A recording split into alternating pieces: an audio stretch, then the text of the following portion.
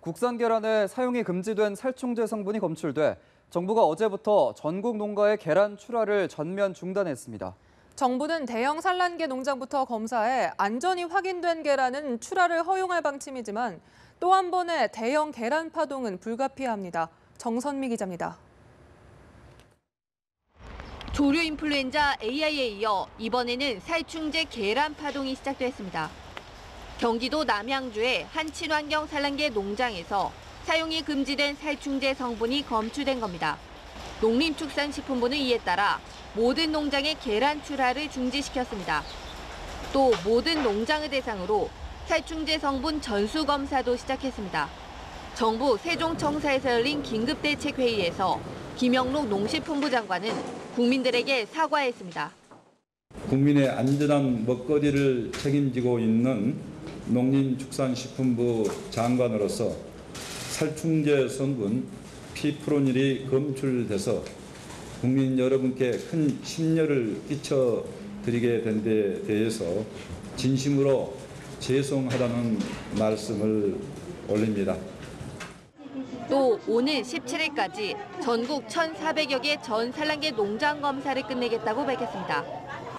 우선 산란계가 20만 마리 이상 대규모 농장부터 검사해 적합하다고 판단된 농장의 계란은 증명서 발급 후 유통을 허용한다는 겁니다.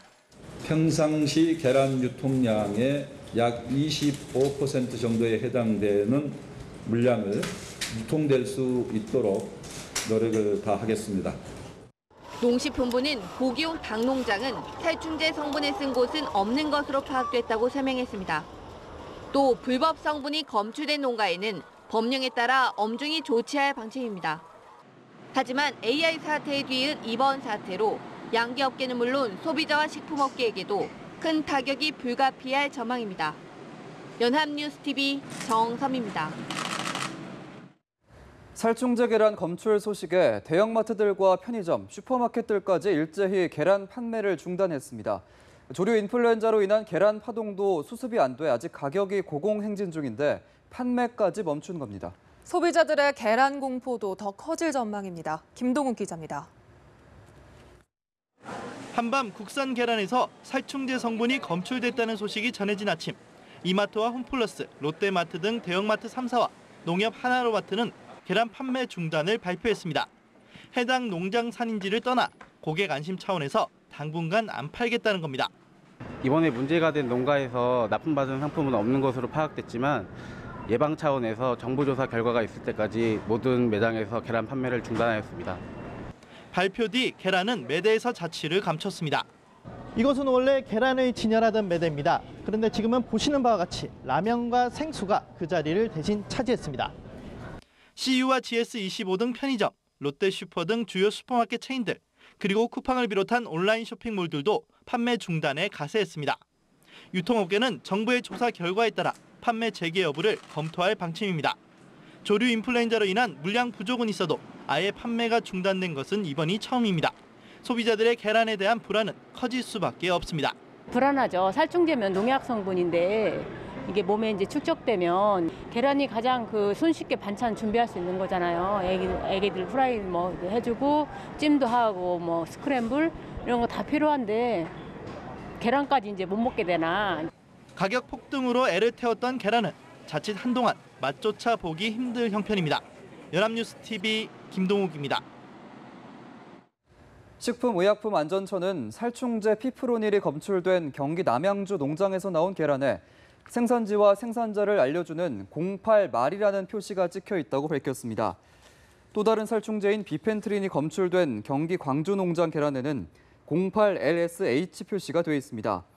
식약처는 이들 농장에서 생산된 계란을 수거해 잔류물질을 검사 중입니다. 농약 성분이 기준치를 초과할 시 전량 회수 및 폐기 조치할 계획입니다. 문재인 대통령은 광복절 경축사에서 북핵 문제의 평화적 해결을 거듭 강조했습니다. 한반도 긴장 상황을 외교적 노력을 통해 평화적으로 풀어내겠다는 기존의 대북 기조를 재확인했습니다. 성승환 기자입니다. 문재인 대통령의 광복절 경축사에 담긴 대북 메시지는 기존 베를린 구상의 기조를 유지했습니다. 무엇보다 북핵 문제의 평화적 해결 원칙을 재확인한 것이 대표적입니다.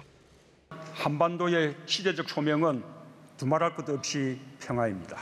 어떤 우여곡절을 겪더라도 북핵 문제는 반드시 평화적으로 해결해야 합니다. 북한을 향해서는 즉시 도발을 중단하고 대화의 장으로 나올 것을 거듭 촉구했습니다.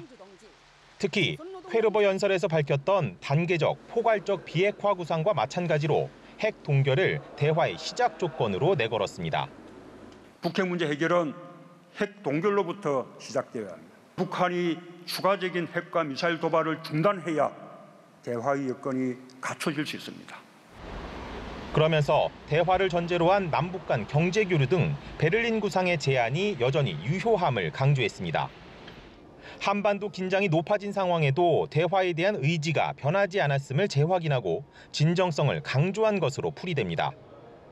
남북 간의 경제협력과 동북아 경제협력은 남북 공동의 번영을 가져오고 군사적 대립을 완화시킬 것입니다. 앞서 문 대통령은 수석 보좌관 회의를 주재하면서도 북한 문제의 평화적 해결 의지를 거듭 강조한 바 있습니다.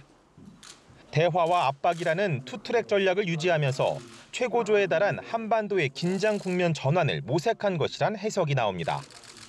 연합뉴스TV 성수환입니다.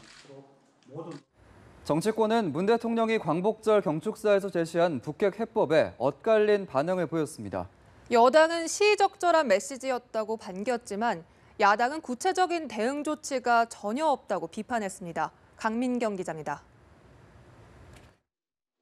여당은 문 대통령의 광복절 경축사에 대해 한반도 상황에 걸맞는 의미를 제시했다고 호평했습니다. 무엇보다 평화적인 해결에 방점을 찍은 북핵 해법은 모든 국제사회가 지지하는 방향이라고 평가했습니다. 더불어민주당 추미애 대표는 지금 위기는 평화적 방법으로 풀지 않으면 그동안의 노력은 물거품이 될 뿐이라며 한반도 위기 속에서 큰 울림이 있는 메시지라고 말했습니다.